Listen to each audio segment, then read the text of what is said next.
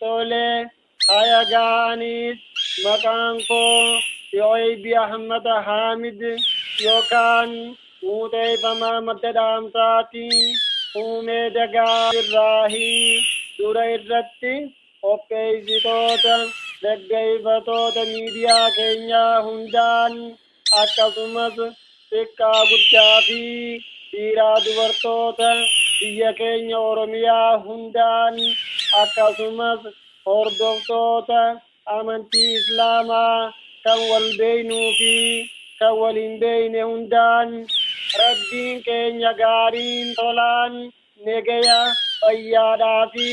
tola yookaan qananii isaa hedduu kan hangana jaamee herregamee hin danda'amne nu milkeessee nuuf haa dhiisu akkam nagayumaa fayyumaa jechaadha akkasumas yookaan jechoota nagaya wal gaggaaffiidha kan warri jannata keessatti waliin jaan akkasumas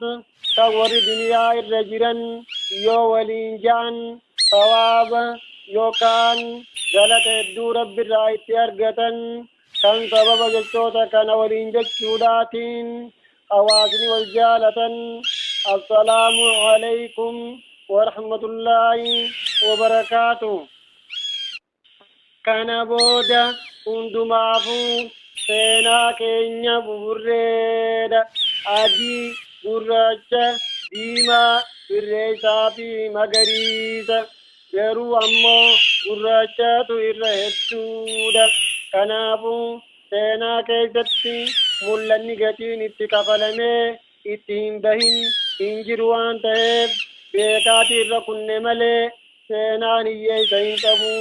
Kanaafuu seenaa dhiifnee seenaa haa hojjennu jechaadha. Lubbuudhaatu dabree hafee tura malee maqaadhaa fi seenaan dabree hin hafu inuma jiraataniiti turanii. Kanaafuu maqaadhaa fi seenaa keenya leellisnee dhalootaaf dabarsinee tursiisuudhaaf maqaa jalqaba itti waamamanii fi wantoota sooratanii uffatanii fi kan kana fakkaataa qofaaf osoo hin taane obsaa fi abdii qabaachaadha barannee hojii fi jechoota irraa wantoota gaggaarii kan rabbiin jaalatu kan duraa fi boodatti nuufi hawaasa keenya fayyadu filannee qabaachuu fi maqaa gaggaarii seenaa qabu yookaan ta'u kan ittiin yaadatamnu dhalootaaf dabarsinee dabruu qabna.